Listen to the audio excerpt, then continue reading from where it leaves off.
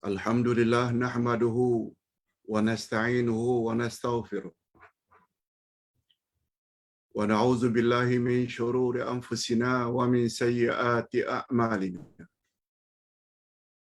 May yahdihillahu fala mudilla lahu wa may yudlil fala hadiya lahu. Asyhadu an la ilaha illallah wahdahu la syarika lah wa asyhadu anna Muhammadan abduhu wa rasuluh la nabiyya ba'dah.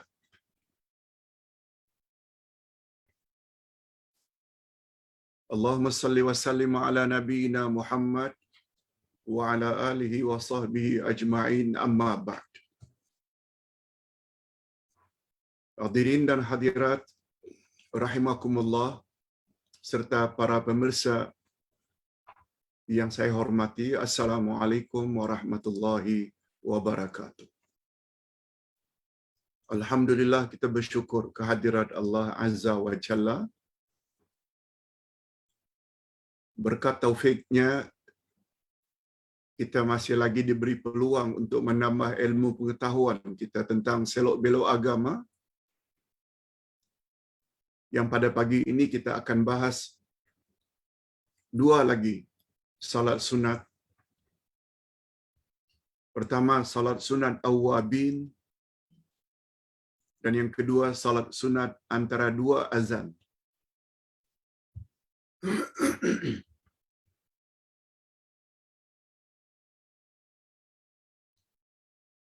Kita langsung saja kepada topik.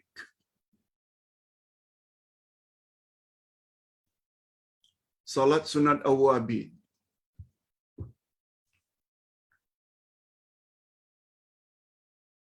Lihat muka surat 335 dari buku Himpunan Salat Sunat menurut Nabi sallallahu alaihi wasallam.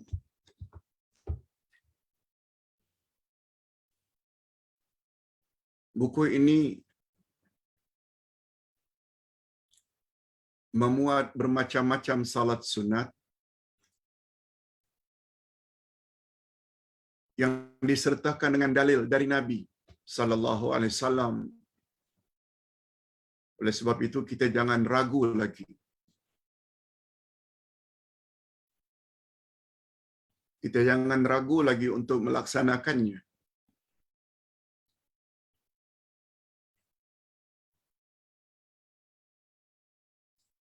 Sebab terdapat akhir-akhir ini orang yang menyampaikan ajaran Islam termasuk ibadat tanpa membawa dalil. Sebab terdapat dari kalangan masyarakat, mereka terlalu tertarik hanya berdasarkan penampilan seseorang. Karena serbannya yang besar, karena ucapannya lemah lembut, itu bukan ukuran.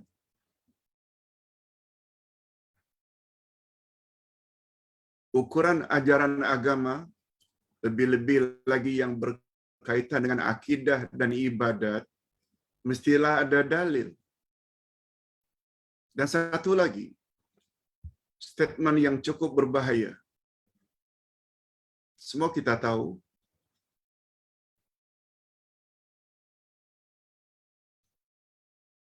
ada ustaz-ustaz tertentu yang mengatakan bahawa nilai hadis Nabi ini hanya sangkaan, bukan membawa kepada keyakinan. Allahu Akbar. Statement seperti ini sangat berbahaya. Bukan hanya berbahaya, tapi sangat berbahaya. InsyaAllah dalam buku yang Ustaz tulis ini, begitu juga buku-buku yang lain, semuanya disandarkan pada dalil. Kalau tidak ayat Quran, hadis Nabi. Dan hadis-hadis Nabi pula kita sertakan dengan periwayatnya. Malah kita sertakan dengan derajatnya.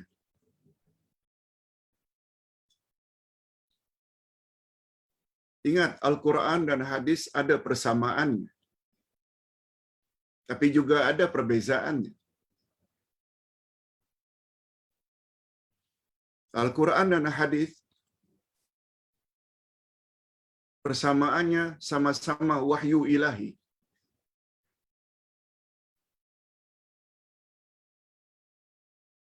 Allah Subhanahu wa taala berfirman dalam surah An-Najmi ayat 3 dan 4. A'udzubillahi minasyaitonir rajim. Wa ma yantiqu 'anil hawa in huwa illa wahyun yuha. Tidaklah yang dia, yakni baginda Rasul, cakap berdasarkan hawa nafsu. Tidak. Tapi semua percakapan baginda adalah wahyu yang diwahyukan kepadanya. Ayat itu dijelaskan oleh hadis Nabi. Unzila alayyal Qur'an wa misluhu ma'ah. Telah diturunkan kepadaku Al-Quran dan yang semisal dengannya. Sepakat ulama hadis mengatakan yang semisal dengan Quran yang juga diturunkan kepada baginda adalah hadis.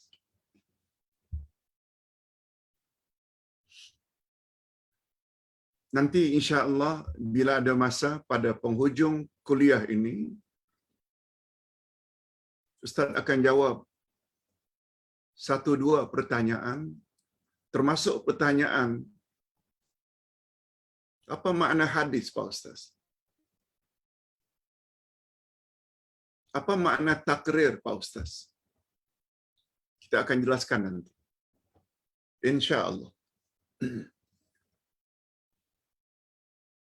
Sebab bagi pandangan Ustaz, sungguh banyak dari kalangan orang awam yang keliru dalam memahami al-hadis.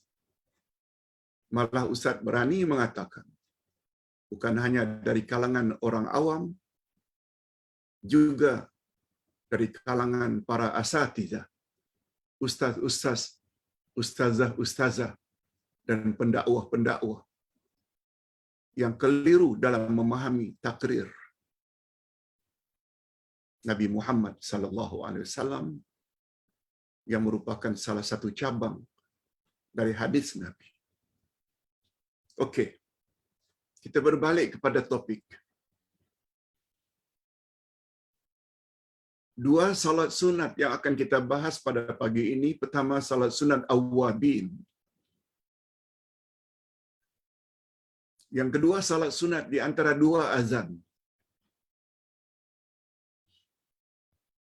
Apa makna awwabin?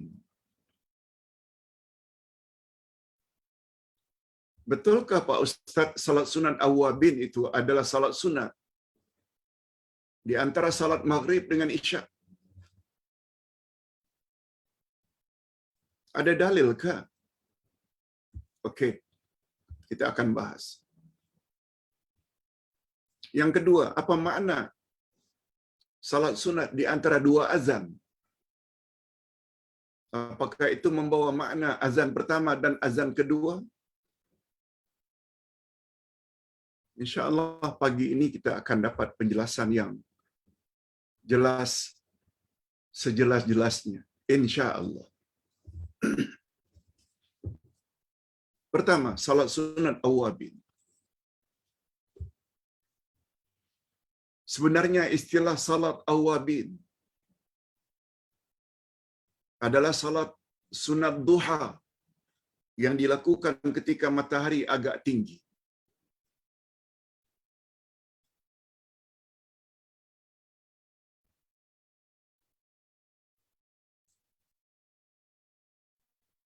Salat sunat awwabin adalah salat sunat duha yang dilakukan ketika matahari agak tinggi.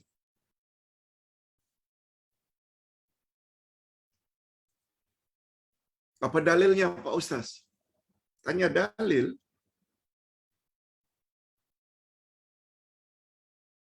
Jangan pakai apa yang Ustaz Udai cakap. Abaikan saja kalau tidak ada dalil. Tapi bila ada dalil, itu bermakna bila Anda percaya, bukan Anda percaya pada Udai, bukan. Anda percaya kepada Rasul sallallahu alaihi wasallam. Dan itu syarat amal diterima. Ini berdasarkan hadis daripada Zaid bin Arqam radhiyallahu an. Daripada Nabi sallallahu alaihi wasallam, sabda baginda, salatul awabin hina tarmudul fisal. Rawahu Muslim. Hadis sahih riwayat Imam Muslim.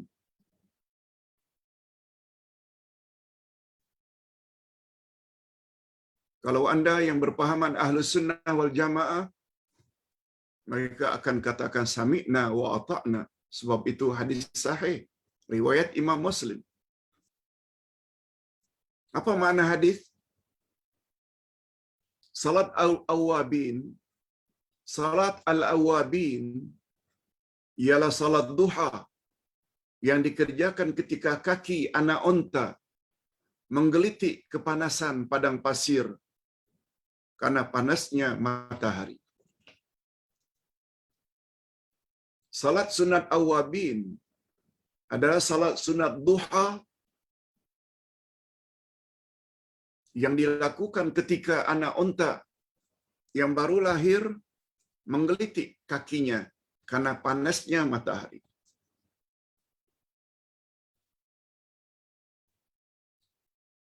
Coba dengar penjelasan daripada Mufti Arab Saudi. Allah yarham Syekh Abdul Aziz bin Abdullah bin Baz. Syekh Abdul Aziz bin Abdullah bin Baz berkata, salat sunat duha boleh dikerjakan pada waktu matahari naik sepenggalahan.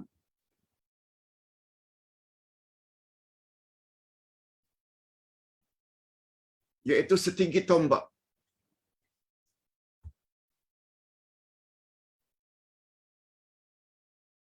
Tombak, semua kita tahu ukurannya, mungkin satu depa. Bila kita pacak,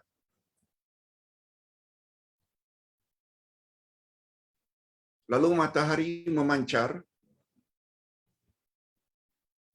Kalau matahari itu naik baru setinggi tombak,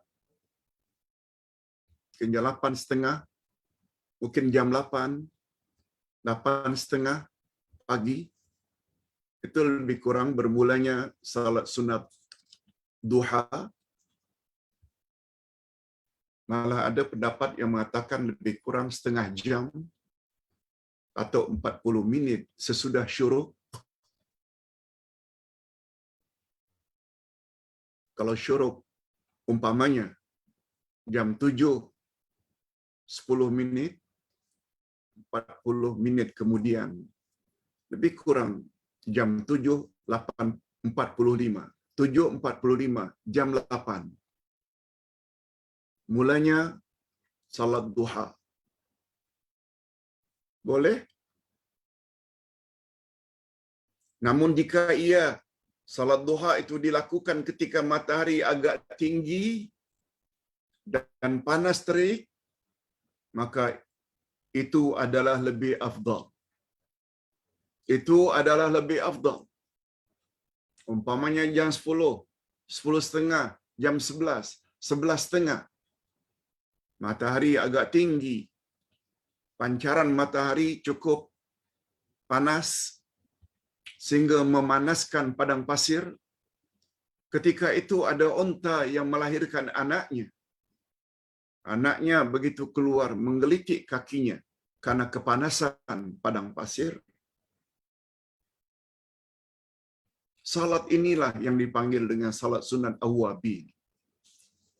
Salat sunat awwabin kalau begitu definisinya adalah salat duha yang dilakukan pada ketika matahari agak tinggi.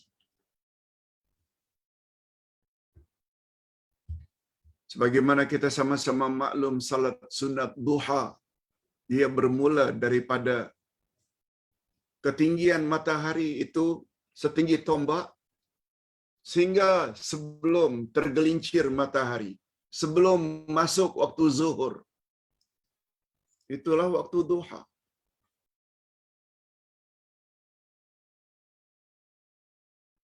Cuma bila ditanya mana salat duha yang lebih afdal, bukan semakin awal salat duha dilakukan semakin afdal.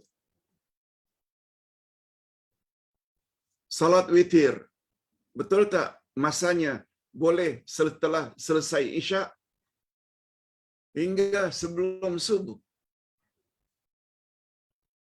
Salat witir boleh dilakukan setelah isyak. Tapi mana yang lebih afdal? Pada sepertiga pertama malam ke, seperdua malam ke, atau sepertiga akhir malam? Ada ulama yang membagi begitu. Sepertiga pertama malam lebih kurang habis isyak sampai jam 11. Seperdua malam dari 11 hingga jam 3. Sepertiga akhir malam dari jam 3 hingga subuh. Semuanya boleh kita lakukan salat witir. Tapi yang lebih afdal sepertiga akhir. Macam itulah juga dengan salat duha. Kalau kita mau percaya dengan apa yang dikatakan oleh baginda Rasul sallallahu alaihi wasallam, salat duha yang paling afdal yang dipanggil dengan salat sunat awwabin, yaitu apabila salat duha itu dilakukan ketika matahari agak tinggi.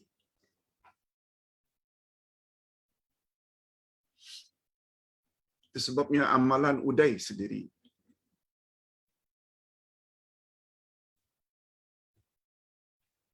Setelah mandi, lebih kurang setengah jam sebelum jam 10, 9:30, Uday buat salat sunat wuduk saja. Salat sunat wuduk. Dan Uday postpon salat sunat duha setelah selesai kuliah online jam 10:30. Maaf, jam 11:30 Uday salat duha. Alaihissalam kelebihan tentang salat sunat awwabin.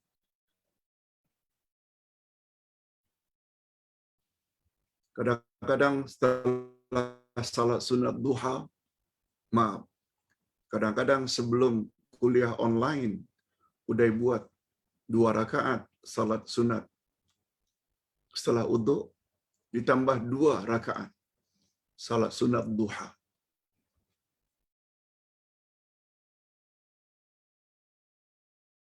Kemudian Ustaz tambah lagi setelah selesai kuliah online dengan 2 rakaat lagi salat duha. Mengingat Nabi SAW pernah bersabda, siapa melakukan salat sunat duha 4 rakaat, niscaya Allah akan lindungi dia, selamatkan dia seharian. Kemudian habis isya atau sebelum tidur, baca pula 2 rakaat terakhir.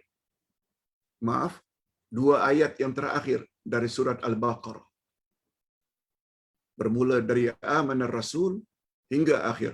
Fansurna 'alal qaumil kafirin. Itu pula berdasarkan hadis sahih riwayat Imam Bukhari dan Imam Muslim. Man qara'a ayataini min akhir surat Al-Baqarah fi lailatin kafatah. Siapa yang membaca dua ayat terakhir dari surat Al-Baqarah pada sebelah malam, maka memadailah, cukuplah dia untuk mendapat perlindungan daripada Allah Azza wa Jalla. Yes. Itu sebab dua amalan ini Uday tidak pernah tinggal untuk diamalkan. Diharap para jemaah yang ingin mendapat perlindungan daripada Allah, daripada apa saja, sakit, musibah, ini, itu, dan lain-lain, amalkan. 4 rakaat, 2 kali salam, salat duha setiap pagi, dan 2 ayat terakhir dari surat Al-Baqarah sebelum tidur. Atau paling kurang habis salat isya. Kita teruskan. Adapun istilah salat sunat awwabin, dengan maksud salat yang dikerjakan antara maghrib dan isya. Nih, dalam buku-buku fadilat salat sunat yang beredar dalam masyarakat, yang mendakwa salat sunat awwabin adalah salat sunat in between maghrib to isya. Wallahu a'lam. Tidak dapat dikesan sumbernya. Tidak ada pernah datang dari Nabi ada istilah itu. Ini tidak bermakna tak boleh melakukan salat sunat antara maghrib dan isya, boleh. Cuma menamakan itu adalah salat sunat awwabin tidak terdapat dari Nabi sallallahu alaihi wasallam. Yang Ustaz tahu. Namun demikian dalil tentang adanya salat sunat antara maghrib dan isya memang wujud. Ada. Walaupun kata para ulama dalilnya atau hadisnya ada yang dhaif, tapi dikuatkan oleh hadis-hadis yang lain. Coba perhatikan. Salat sunat antara maghrib tu isya. Dari Anas bin Malik radhiyallahu anhu, katanya, kana Nabi sallallahu alaihi wasallam yusalli bainal maghrib wal isya. Adalah Nabi salat di antara maghrib dan isya. Hadis riwayat Al-Baihaqi. Hadis hanya saja seorang pakar hadis zaman ini, Syekh Nasaruddin Albani, menilai hadis itu dhaif, lemah. Hadis ini sanadnya dhaif. Karena di dalamnya terdapat Mansur bin Suhair yang dhaif. Tetapi ia diperkuat dengan hadis riwayat Ubaid, maula Nabi sallallahu alaihi wasallam, seperti yang ditakhrijkan oleh At-Tabari dan Al-Baihaqi. Begini bunyi hadisnya yang menguatkan hadis yang dhaif tadi. Al-Baihaqi dan Ibnu Nasr meriwayatkan daripada Mu'tamir bin Sulaiman, katanya, seorang laki-laki meriwayatkan kepadaku, katanya, Su'ila Ubaidu maula Rasulullah sallallahu alaihi wasallam, hal alimta anna Rasulullah sallallahu alaihi wasallam kana ya'muru bis salati ba'da al-maktubah? Qala na'am, bainal maghrib wal isya. Ubaid maula Nabi, maula Rasul sallallahu alaihi wasallam, ditanya, adakah engkau mengetahui bahwa Rasulullah sallallahu alaihi wasallam menyuruh salat setelah salat fardu?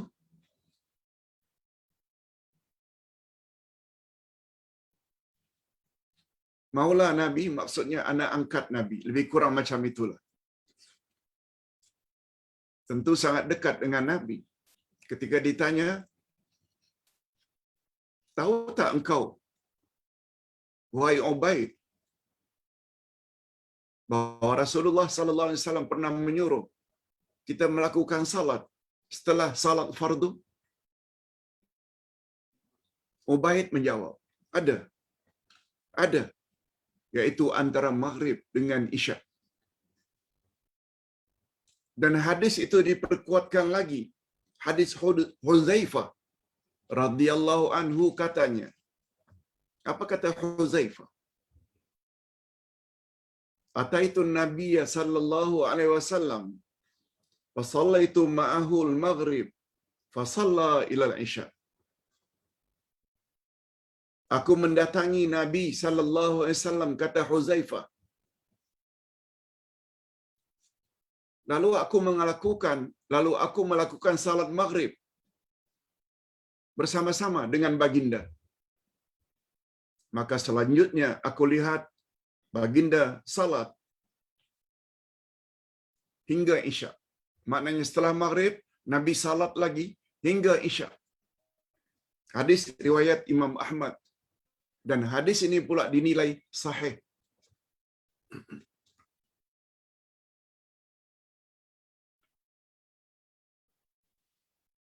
Dalam riwayat lagi, juga dari Huzaifah. Untuk pengetahuan hadirin dan hadirat, Huzaifah ini, beliau mempunyai keistimewaan yang tak ada pada yang lain. Sehingga beliau mendapat gelaran Sahibus Sir. Sahibus Sir maknanya pemegang rahasia Rasulullah. Sir maknanya rahasia, secret. Top secret yang datang dari Rasulullah, Rasulullah percayakan pada Huzaifah bin Yaman.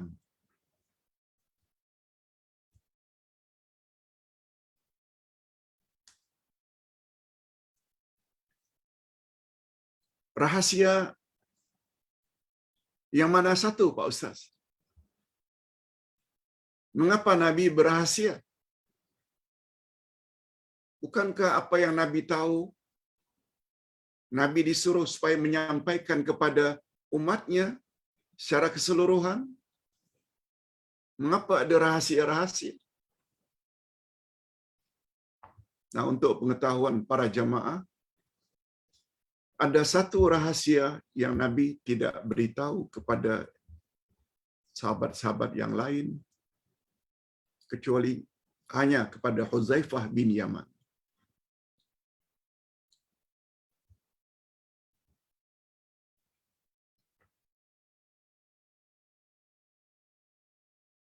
Yaitu setelah turunnya ayat Al-Quranul Karim melarang Nabi sallallahu alaihi wasallam salat jenazah orang-orang munafik, hipokrit. Kita tak boleh tuduh seseorang itu munafik sesuka hati. Sebab itu urusan hati. Yang paling tahu adalah Allah. Munafik pula ada dua jenis. Ada munafik amali, ada munafik i'tiqadi.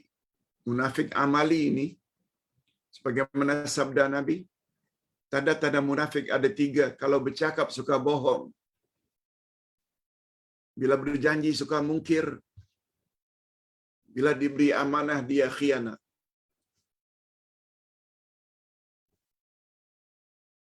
Itu namanya munafik amali. Ada satu lagi tambahannya dalam hadis yang lain. Bila bertelingkah, bila berkelahi, pendendam, tak suka memaafkan. Munafik. Definisi munafik, luarannya macam Islam, tapi dalam hatinya benci pada Islam. Ada satu lagi munafik yang sangat berbahaya. munafik i'tiqadi, yaitu orang yang masuk Islam pura-pura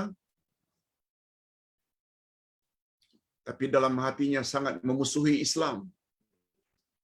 Tunggu timing saja untuk menghantam Islam dari dalam. Sebagaimana contohnya Abdullah bin Ubay bin Salul, ketua orang munafik Madinah. Munafik i'tiqadi hukumnya kafir. Sedangkan munafik amali pula hanya dosa, tidak kafir. Namun demikian, begitu turun ayat Al-Quran melarang Nabi Muhammad sallallahu alaihi wasallam salat jenazah orang yang munafik, tentu saja dalam hal ini munafik i'tiqadi. Nabi Muhammad sallallahu alaihi wasallam tahu karena baginda mendapat wahyu. Siapa dari kalangan sahabat-sahabatnya yang munafik i'tiqadi? Nabi tahu. Karena Allah beritahu. Dan satu-satunya manusia, satu-satunya sahabat yang Nabi maklumkan siapa dari kalangan sahabat-sahabatnya yang munafik i'tiqadi, hanya kepada Huzaifah bin Yaman. Tidak kepada Abu Bakar, tidak kepada Umar, tidak kepada Utsman dan Ali, tidak. Huzaifah. Jangan tanya Ustaz, mengapa?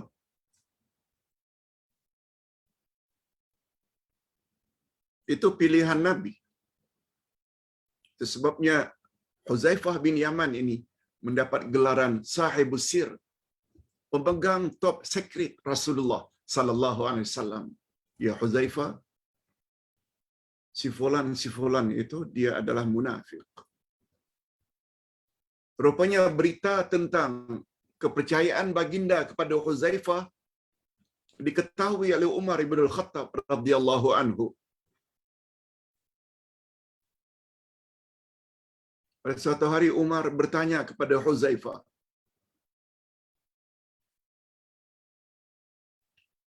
bukan untuk mengetahui siapa yang munafik, bukan. Tapi beliau bimbang kalau diri beliau termasuk orang yang Nabi sebut sebagai orang munafik. Kata Umar, "Ya Huzaifah, hal ana minal munafiqin?" Apakah aku ini termasuk ke dalam senarai orang-orang munafik yang Nabi sebut?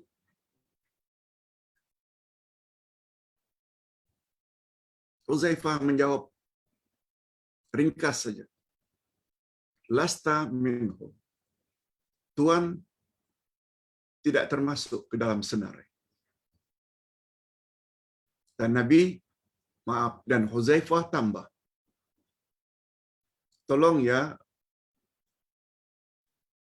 Umar, lain kali jangan tanya lagi. Ini rahasia yang aku perlu pegang dari Nabi sallallahu alaihi wasallam." Kemudian apa sikap Umar bin Al-Khattab? Bila ada sahabat yang meninggal dunia, Umar lihat gelagat Huzaifah. Kalau dia agak menjauh saja, tidak mau ikut serta salat jenazah, Umar pun tak mau mendekati. Sebab Umar tahu besar kemungkinan orang itu orang munafik yang Rasulullah pernah sebut kepada Huzaifah. Macam itu.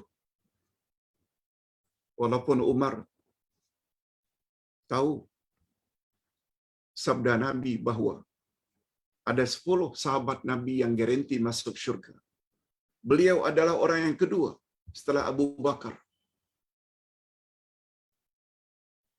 Abu Bakar, Umar, Utsman, Ali, Abdurrahman bin Auf dan. Tapi kebimbangan beliau sehingga beliau ingin mendapatkan konfirmasi hal ana minal munafiqin. Hadirin dan hadirat rahimakumullah. Okey, minta maaf. Kita dah menyimpang jauh. Tapi ada pengajaran sebenarnya. Yang Nabi rahasiakan hanya dalam bab siapa yang munafik.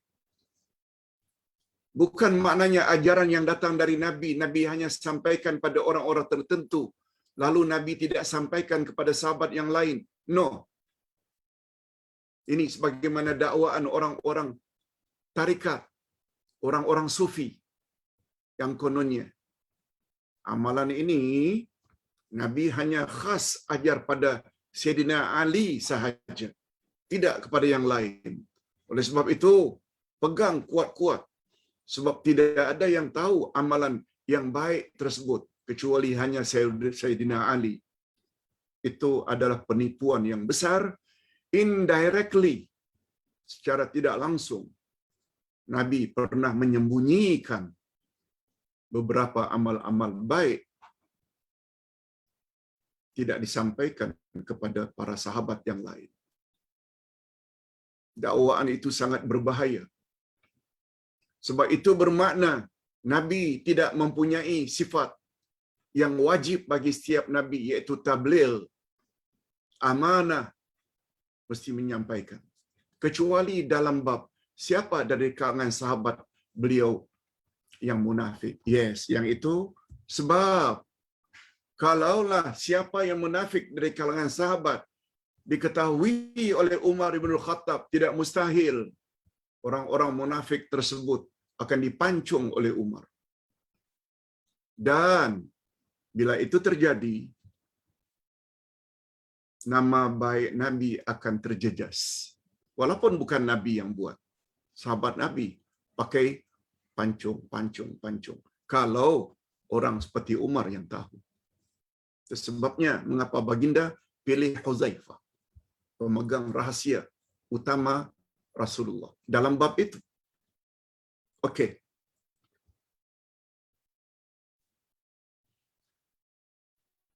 Hadis-hadis terdahulu diperkuatkan lagi oleh Huzaifah bin Yaman. Apa kata beliau? Sallaitu ma'an Nabi sallallahu alaihi wasallam al-maghrib falamma qada salatahu qama falam yazal yusalli hatta shallal isya thumma kharaj. Aku salat maghrib bersama Nabi. Setelah selesai salatnya, baginda bangun lagi, lalu terus melakukan salat terus menerus hinggalah baginda mengerjakan salat isya.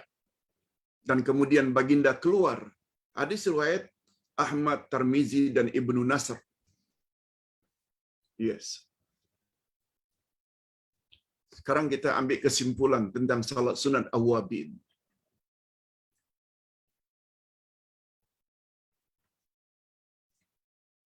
Salat sunat awwabin, hadis riwayat Imam Muslim, hadis sahih. Cuma maknanya adalah salat duha yang dilakukan ketika matahari tinggi. Kemudian sempena dengan istilah itu, apa yang diistilahkan oleh ramai orang, termasuk oleh para ustaz. Kononnya salat sunat awwabin itu salat sunat di antara maghrib dan isya. Tentang penamaan tak kena. Sebab tidak datang dari Nabi, itu namanya. Tapi salat sunat biasa setelah isya, setelah maghrib hingga isya memang ada. Okey, kesimpulannya hadis-hadis di atas menunjukkan bahawa salat sunat di antara maghrib dan isya memang wujud dan pernah dilakukan oleh Rasul sallallahu alaihi wasallam tanpa menyebut bilangan rakaatnya dan bagaimana kaifiatnya, tanpa menyebut. Maknanya salat sunat biasa. Boleh 2 rakaat, boleh 4 rakaat.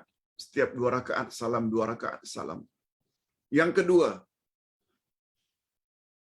adapun riwayat tentang bilangan rakaatnya 4 rakaat atau 6 rakaat atau 20 rakaat, Tentang bilangan rakaat, semua riwayatnya tidak sahih datang dari Rasulullah sallallahu alaihi wasallam. Maka kita boleh buat berapa rakaat yang kita mampu. Okey. Sekarang kita berpindah kepada salat sunat di antara dua azan.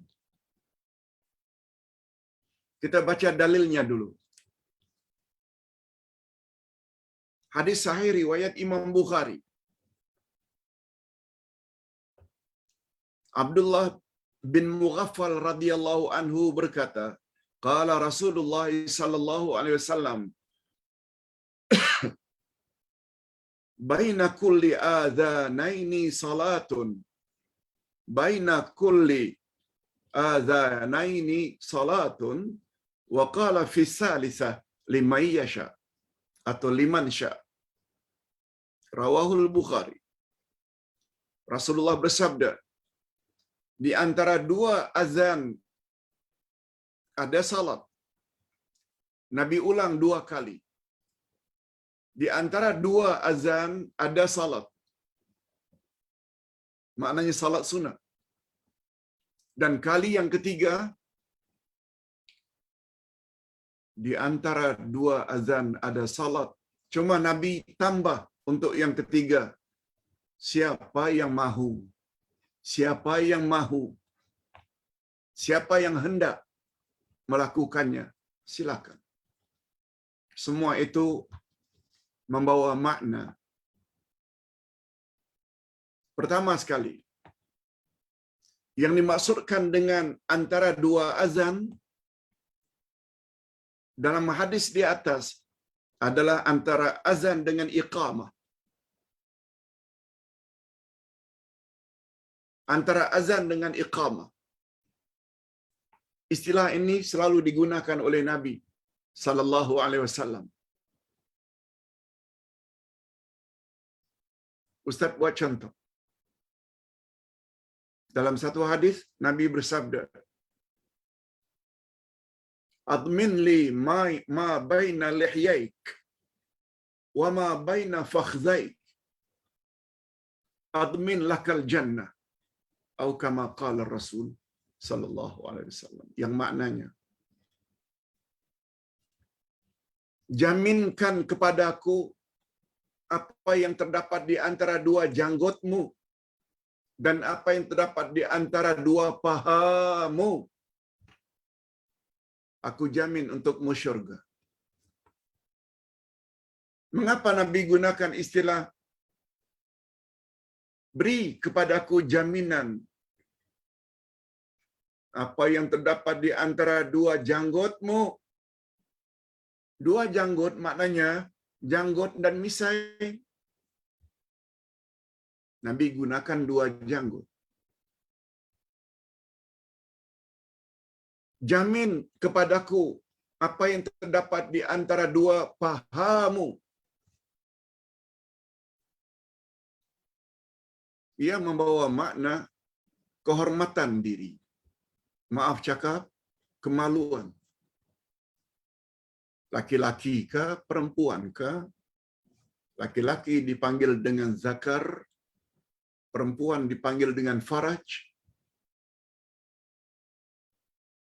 Yang dalam bahasa kita, mohon maaf, kemaluan.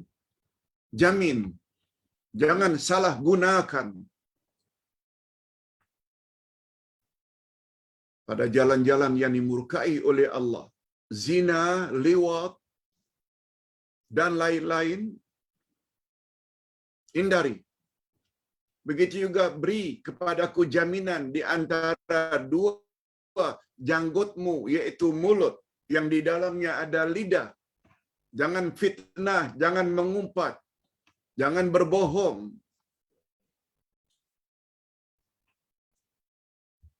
Bila kamu dapat jamin tidak akan buat maksiat melalui mulut, tidak buat maksiat melalui kemaluan, aku jamin untukmu syurga. Sekedar hendak memberi penerangan. Bukan asing. Di antara dua azan ada salat sunat. Maksudnya antara azan dan qamat. Sebagaimana istilah lain, dua kalimat syahadat Nabi gunakan syahadatain. Dua syahadat. Asyhadu an la ilaha illallah, asyhadu anna Muhammad Rasulullah. Nabi juga pernah menggunakan istilah hayya 'alatain, iaitu hayya 'alas salah dan hayya 'alal falah. Okey, dengan penerangan itu saya yakin dengan muktamad, dengan sungguh-sungguh bahawa di antara dua azan, iaitu azan dan qamat, setelah masuk waktu, in between azan dan qamat, ada salat sunat. Cuma kedudukan salat sunat itu, siapa yang mau membawa makna, bukanlah dia salat sunat muakkad. Khasnya di antara azan isya dengan qamat isya. Sebab 2 rakaat sebelum subuh ada hadisnya. Sehingga Nabi katakan salat sunat 2 rakaat sebelum subuh lebih baik daripada dunia seluruhnya. Salat sunat antara azan zuhur dengan qamat juga ada. Sama ada 2 atau 4. Salat sunat sebelum asar, azan asar dengan qamat juga ada. Sama ada 4 rakaat atau 2 rakaat. Salat sunat setelah azan maghrib hingga qamat maghrib juga ada.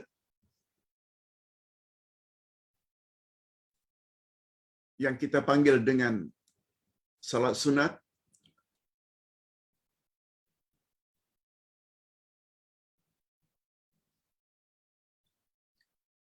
ghairu muakkadah. Salat sunat rawatib dia ada 2. Ada salat sunat rawatib muakkad yang sangat ditekankan, bagaimana kita sama-sama maklum, ada yang kurang ditekankan, ghairu muakkad. Antara lain sebelum maghrib, antara lain sebelum asar, juga walaupun Nabi tidak sebut secara khusus di antara azan dan qamat isya, tapi dia termasuk ke dalam salat ini.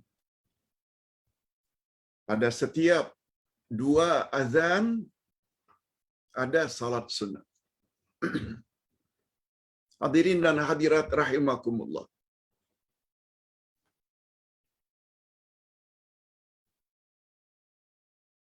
Kita baca sedikit penjelasannya. Ini memberi isyarat bahawa pada setiap salat fardu ada salat sunat sebelum salat berkenaan, termasuk sebelum salat isya. Walaupun tidak terdapat hadis secara khusus menyuruh perbuat tersebut. Adapun tentang maghrib, tentang asar, tentang zuhur, tentang subuh ada disebut. Tapi untuk isya kita boleh buat berdasarkan hadis ini.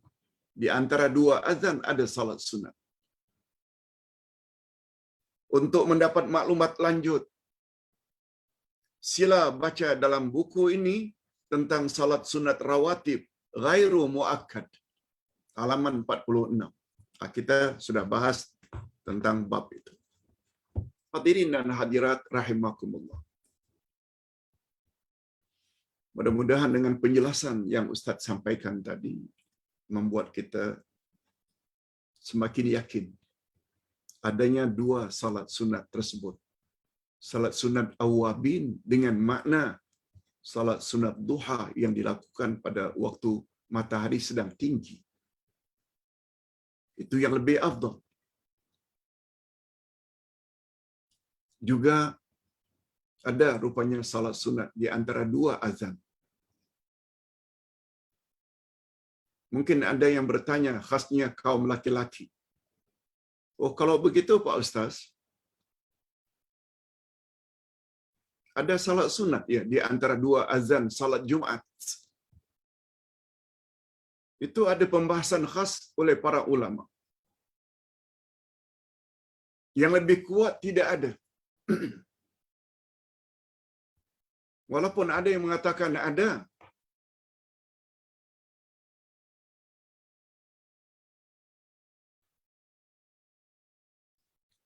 Yaitu dengan cara kias.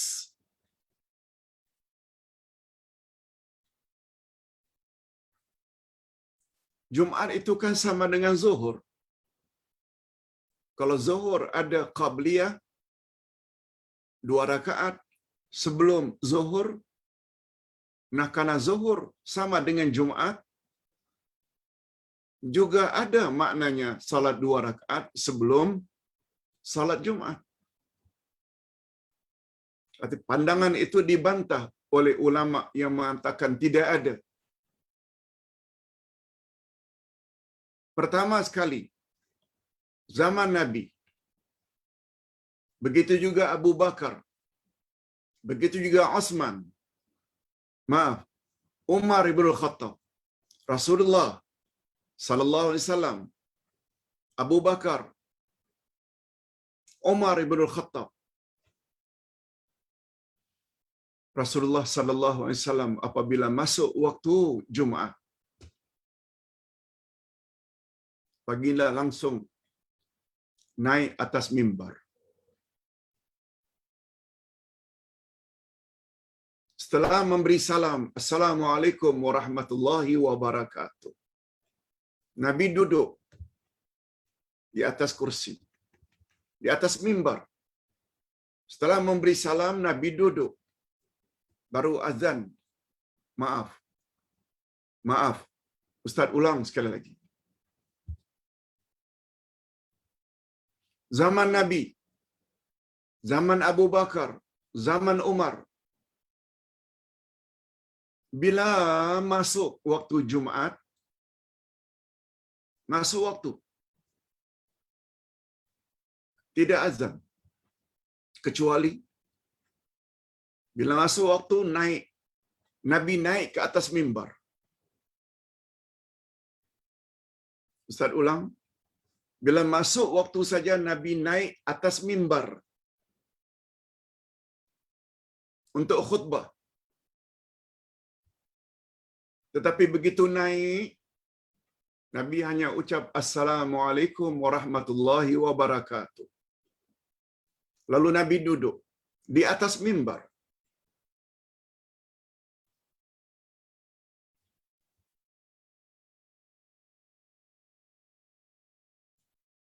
Begitu Nabi duduk, muazzin Bilal melaungkan azan. Itulah dia azan yang pertama. Zaman Nabi, Abu Bakar, Umar, azan Jumat hanya sekali.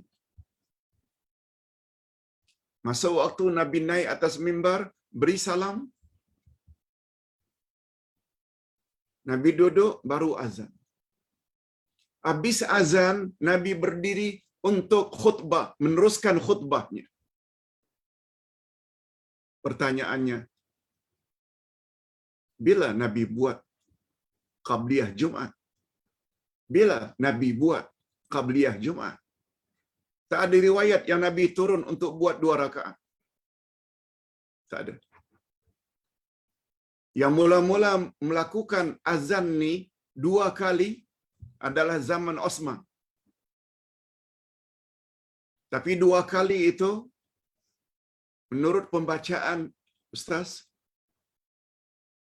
azan yang pertama dilakukan jauh sebelum masuk waktu. Karena umat Islam ketika itu dah mula ramai.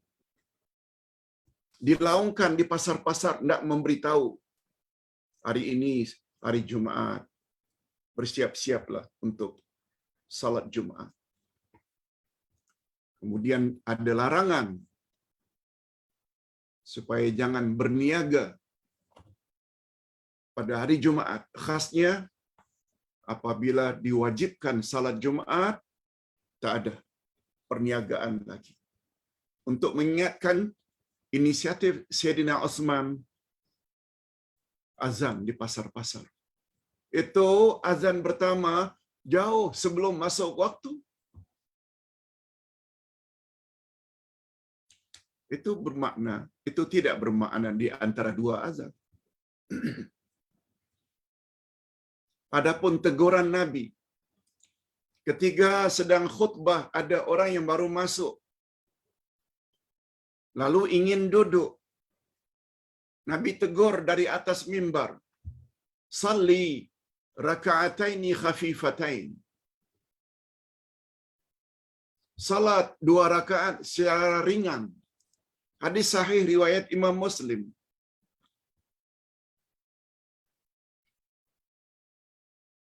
Salat apakah yang dimaksudkan oleh Nabi sebelum duduk? Hadis riwayat Imam Muslim. Sepakat ulama hadis kata itu salat sunat tahiyatul masjid. Masuk masjid jangan langsung duduk. Sebelum duduk salat dulu 2 rakaat. Nah, karena Nabi sedang khutbah, cukup setiap rakaat baca Al-Fatihah sahaja. Ini bukan salat sunat di antara 2 azan. Salah memahami. Sekali lagi Ustaz ingin tekankan, mudah-mudahan apa yang kita sampaikan pada pagi ini ada jugalah manfaatnya. Pak Ustaz, sebelum doa, boleh tak tolong jawab beberapa soalan berikut?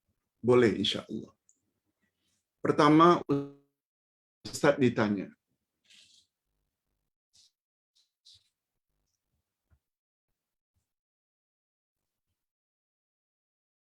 hari-hari atau akhir-akhir ini Ustaz sungguh banyak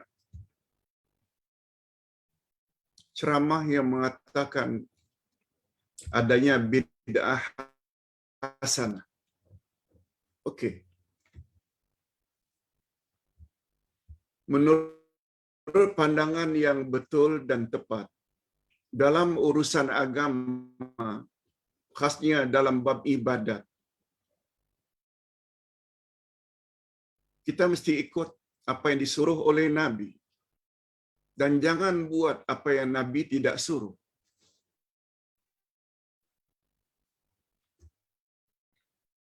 Sebab yang dipanggil dengan hadis Nabi atau sunnah Nabi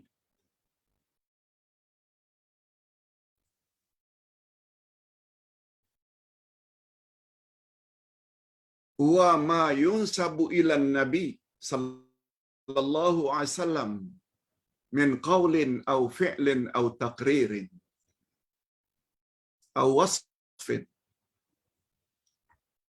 Segala yang disandarkan kepada Nabi, sama ada ucapan atau perbuatan atau takrir atau sifat. Sama ada sifat kejadian Nabi berjanggut,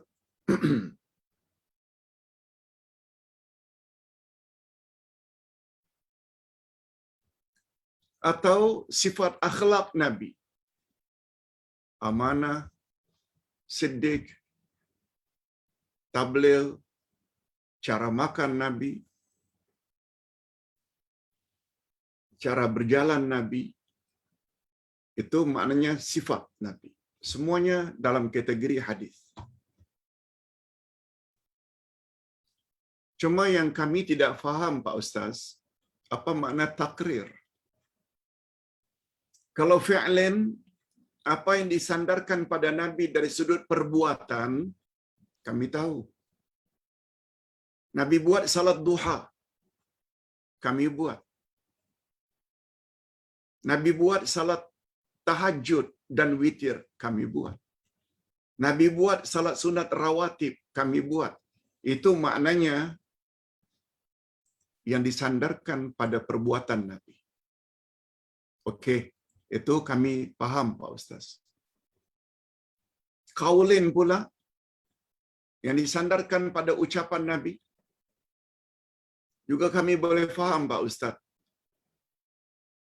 Sebagaimana sabda Nabi dalam hadis sahih, innamal a'malu binniyat. Amal itu diterima oleh Allah berdasarkan niat. Maknanya keikhlasan niat.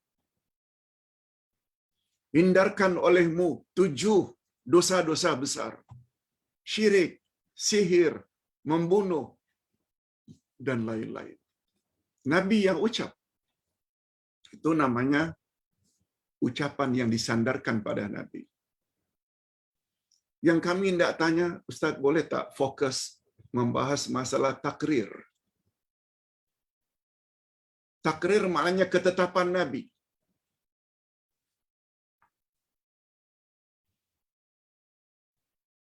Ketetapan Nabi ini, maksudnya dalam bahasa kita,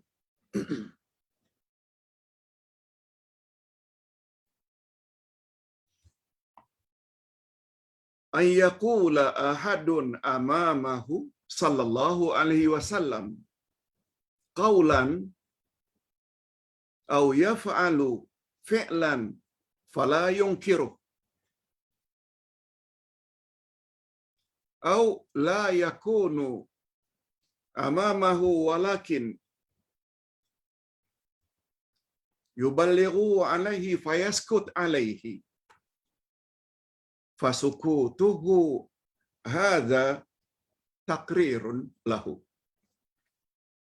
li'annahu la yuqirru amran ghaira masyru'. Bahasa mudahnya macam ini. Takrir ialah seseorang yang berkata di hadapan Nabi atau seseorang yang berbuat dengan perbuatan yang dilihat oleh Nabi. Lalu Nabi tidak mengingkarinya. Atau perbuatan yang disampaikan kepada Nabi. Nabi tidak lihat, Nabi tidak dengar. Tapi disampaikan pada Nabi. Lalu Nabi diam saja. Nabi tidak mengingkari. Fasukutuhu alaihi takrirun lahu. Maka diamnya Nabi itu adalah takrir pada Nabi. Sebab Nabi tidak dibenarkan mendiamkan sesuatu yang tidak disyariatkan. Ustaz buat contoh. Pada satu hari Nabi sallallahu alaihi wasallam mendengar dalam salat seseorang yang setelah takbiratul ihram dia baca Allahu akbar kabira walhamdulillahi katsira wa subhanallahi bukratan wa asila.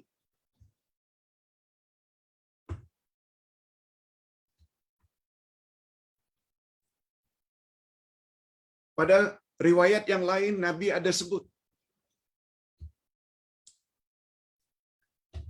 Sahabat meriwayatkan. Nabi berkata, dalam salat beliau mendengar ada orang yang menambah. Setelah sami Allahu liman hamidah, Rabbana lakal hamd. Yang Nabi ajar. Tapi orang itu tambah hamdan katsiran thayyiban mubarakan fi. Kedua-dua peristiwa ini Nabi dengar. Ketika itu Nabi jadi imam. Kata Nabi setelah selesai salam, manil qail? Siapa yang cakap tadi Allahu akbar kabira walhamdulillahi katsira? Dalam riwayat yang lain, siapa tadi yang menambah? Selain Rabbana lakal hamdu, ditambah pula hamdan katsiran thayyiban mubarakan fi. Lalu sahabat yang ditanya itu menjawab, "Ana ya Rasulullah." Saya wahai Rasul. Lalu Nabi sebut, ketika engkau ucap ucapan itu, aku lihat berpuluh-puluh malaikat turun mencatat ganjaran pahala untukmu. Nabi tidak buat Allahu Akbar kabira walhamdulillah katsira. Nabi juga tidak tambah Rabbana lakal hamdu dengan hamdan katsiran thayyiban. Nabi tak tambah. Sahabat tambah.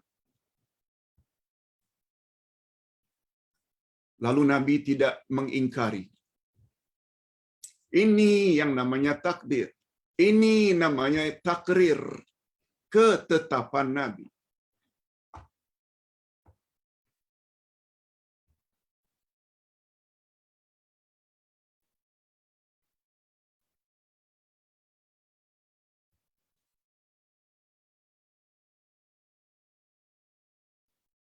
Nabi pernah didatangi oleh seorang sahabat yang ketika beliau pergi ke padang pasir, penghulu perkampungan itu sakit. Dirawat tak sembuh-sembuh sakitnya. Lalu nampak seorang musafir yang singgah. Mereka minta jasa baik. Tolong tak? Boleh tak tuan tolong rawat kami punya penghulu, ketua kampung yang sakit. Lalu sahabat datangi. Sahabat tersebut hanya rawat dengan membaca surat Al-Fatihah kepada penghulu tersebut. Dengan izin Allah sembuh. Kita pendekkan cerita. Karena penghulunya sembuh, penduduk kampung tersebut hadiahkan beberapa ekor kambing kepada sahabat Nabi. Sahabat Nabi ragu-ragu untuk menerimanya. Tapi karena diberi juga, akhirnya beliau ambil, beliau bawa ke Madinah, jumpa Nabi, lalu diceritakan, ya Rasulullah, saya diminta untuk merawat seseorang. Lalu saya baca surat Al-Fatihah. Dengan izin Allah sembuh. Pertanyaan saya ada dua. Boleh tak saya merawat pesakit dengan ayat Quran? Satu. Yang kedua, boleh saya menerima hadiah setelah saya merawat? Saya tak minta pun. Apa jawab Nabi? Lebih kurang. Sayang betul, aku tidak ikut kamu atau tidak bersama kamu. Kalau tidak, aku juga akan mendapat hadiah. Sayang betul, aku tidak bersamamu.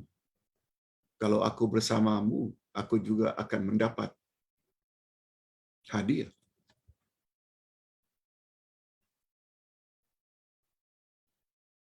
Hadirin dan hadirat, begitu Nabi mendapat berkhabaran dari sahabat, Nabi tidak mengingkari merawat dengan ayat Quran. Semua kita tahu ayat Quran adalah syifa, obat, penyembuh, penawar. Dan Nabi juga tidak melarang sahabat, oh jangan ambil, haram bagimu. No. Nabi diam saja. Padahal Nabi SAW tidak boleh diam dalam perkara yang haram. Nabi bila diminta fatwa dan bila perkara tersebut memang haram, Nabi mesti sebut haram. Tapi dalam hal ini Nabi redha. Maknanya Nabi diam. Kalau Nabi diam itu maknanya Nabi redha.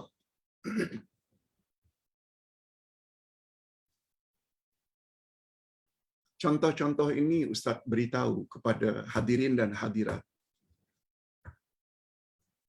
Sebab sungguh banyak dari kalangan orang awam, malah bukan orang awam, sesetengah ustaz. Apa salahnya buat amal itu? Itu kan baik. Lalu digunakan dalil-dalil tadi. Mengapa tahlil tak boleh? Itu kan baik.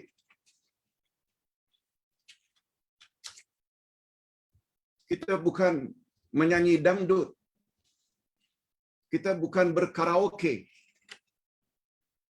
Kita baca la ilaha illallah. Kita beri makan orang ramai. Walau Nabi tidak buat, walau sahabat tidak buat, tapi itu kan baik. Hadirin dan hadirat, katakan kepada Pak Ustaz, Pak Ustaz, bukankah makna takrir atau ketetapan Nabi salah satu daripada cabang sunnah Nabi? Bila perbuatan yang dibuat itu dilihat oleh Nabi, lalu Nabi tidak tegur. Apa yang orang itu buat hari ini, Nabi telah wafat, Nabi tidak lihat. Nabi tidak berdiam diri karena Nabi sudah wafat. Tidak wajar itu dikatakan sebagai sunnah dan hukumnya boleh.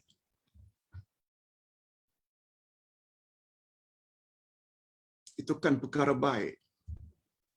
Bukan masalah baik tak baik.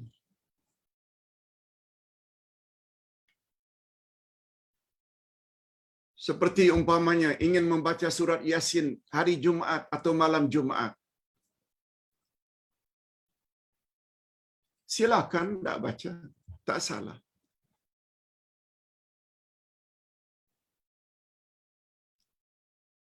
Tapi tidak pernah datang dari Nabi membaca surat Yasin sempena hari atau malam Jumaat.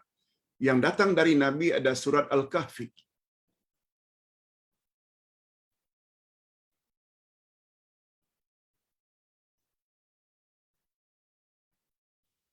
Adapun surat Yasin, ada riwayat yang mengatakan man qara'a Yasin fi lailatin fa asbaha maghfuran lah. Siapa baca surat Yasin pada suatu malam, maka pada sebelah pagi dosa-dosanya diampuni oleh Allah. Pada suatu malam, malam Ahad boleh, malam Rabu boleh, malam Isnin boleh, malam Jumaat boleh sesekali. Tapi mengkhaskan malam Jumaat tidak datang dari Nabi. Apalagi Nabi bersabda dalam hadis lain, la takhussu lailatal Jum'ah biqiyamil lail. Jangan kamu khaskan malam Jumaat saja kamu qiyamul lail atau kamu isi dengan ibadat. Jangan khaskan malam Jumaat sahaja. Kita tidak larang, cuma mengkhaskan malam Jumaat saja. Punya fadilat begini-begini, itu maknanya awak telah reka. Lain halnya bila awak anjurkan baca surat Al-Kahfi. Hadis sahih riwayat Imam Muslim.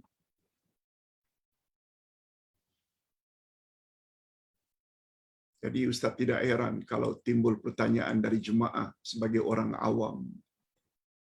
Ustaz saja keliru dalam memahami. Bila ada kematian yang datang dari Nabi, sahabat digalakkan oleh Nabi bawa makanan untuk keluarga yang sedang sedih. Sebab mereka sedang bersedih. Keluarga mereka ada yang meninggal.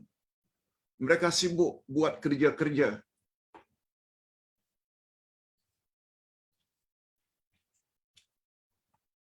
siapkan ini, siapkan ini, siapkan ini. Sunnah Nabi, bawa makanan, hadiahkan untuk mereka. Bukan ramai-ramai datang ke rumah si mati dengan makan-makan. Hanya alasan apa salahnya? Walaupun Nabi tidak buat, walaupun sahabat tak buat. Yang namanya takrir itu perbuatan atau ucapan yang didengar oleh Nabi atau dilihat oleh Nabi atau yang disampaikan pada Nabi. Lalu Nabi tidak melarangnya. Sekarang yang Anda buat, Nabi dah tak ada. Definisi takrir itu, apa yang Nabi dengar, apa yang Nabi lihat, apa yang disampaikan pada Nabi. Syarat itu sudah tidak wujud. Itu sebabnya jangan reka-reka. Apa salahnya?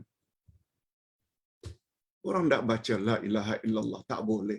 Orang tak baca surat Yasin, tak boleh. Malah ada satu orang yang berkatakan, namanya saja Abdullah Yasin.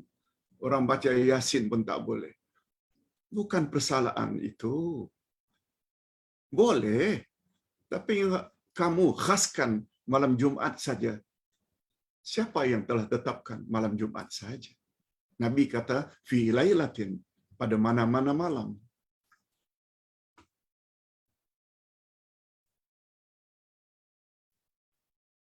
Begitu juga mereka gunakan dalil. Pada suatu hari Bilal lalu di hadapan Nabi, lalu Nabi tanya, apa amalanmu wahai Bilal?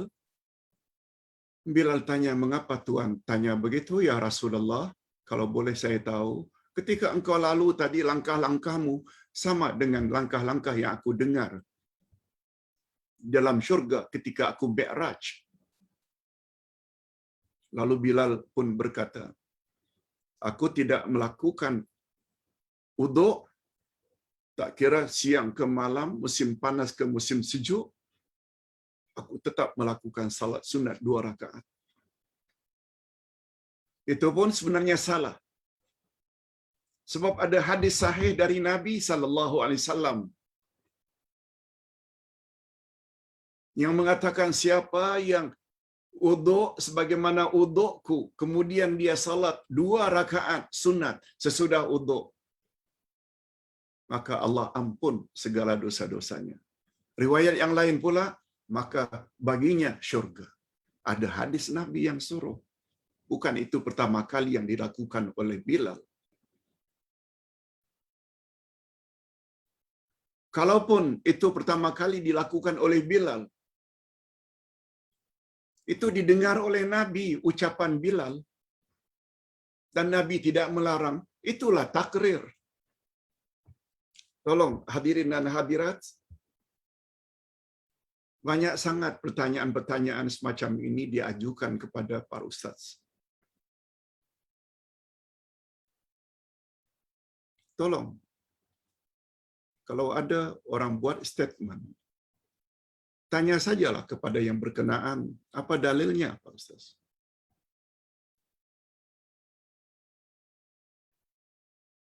Nah, kalau dia mengatakan apa salahnya, itu kan perkara baik. Nah, sekarang Ustaz dah beritahu definisi takrir. Ustaz ulang sekali lagi, sunnah Nabi adalah ucapan Nabi, perbuatan Nabi, takrir Nabi, dan sifat Nabi. Dalam bab takrir, mestilah ucapan tersebut didengar oleh Nabi, perbuatan yang dilakukan oleh orang lain dilihat oleh Nabi, atau disampaikan pada Nabi, lalu Nabi tidak ada apa-apa larangan. Itu namanya takrir. Oleh sebab itu, mendakwa, Ustaz itu tambah amalan itu, Ustaz itu buat tambahan itu, Ustaz itu buat tambahan itu. Apa salahnya? Tidak betul definisi takrir. Sebab Nabi tidak lihat, Nabi tidak dengar, Nabi tidak. Allahu Akbar. Yang paling berbahaya, bila makna takrir tidak difahami oleh para pendakwah.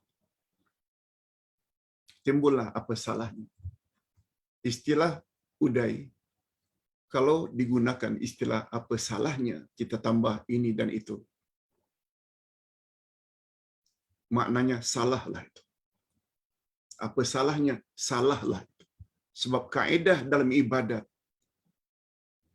kita mesti buat apa yang Nabi suruh, bukan mereka-reka cara baru. Mudah-mudahan penjelasan terakhir ini membuat kita faham khasnya makna takrir ketetapan Nabi, salah satu daripada unsur hadis Nabi atau sunnah Nabi. Mudah-mudahan ada manfaatnya. Kita akhiri dengan doa. Alhamdulillah Rabbil Alamin. Wassalatu wassalamu ala asyrafil anbiya'i wal mursalin. Wa ala alihi wa sahbihi ajma'in. Rabbana ighfir lana dhunubana wa liwalidina warhamhum kama rabbawna shighara.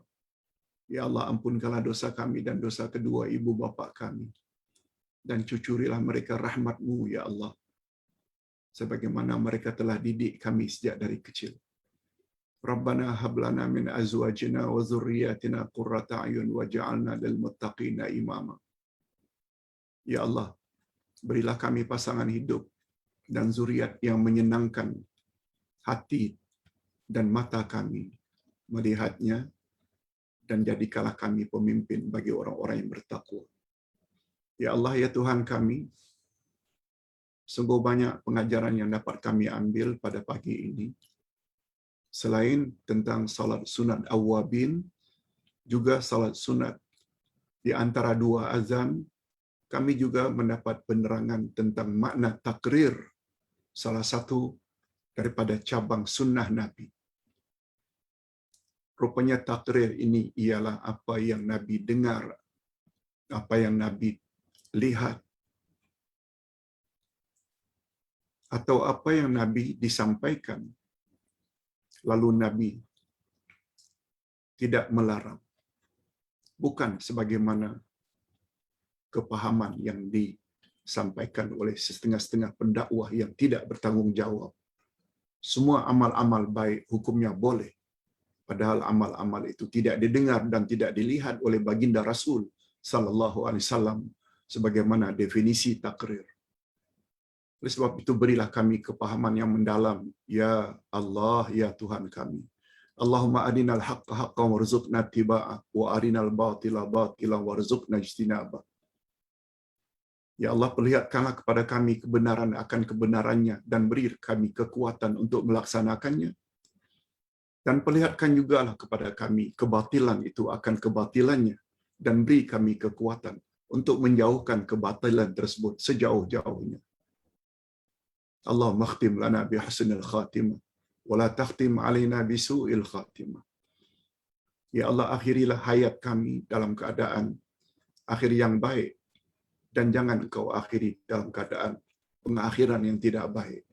Wassallallahu ala nabiyyina Muhammad wa ala alihi wa sahbihi ajma'in. Alhamdulillahirabbil alamin. Subhanakallahumma wa bihamdik, asyhadu an la ilaha illa anta astaghfiruka wa atubu ilaik. Assalamualaikum warahmatullahi wabarakatuh.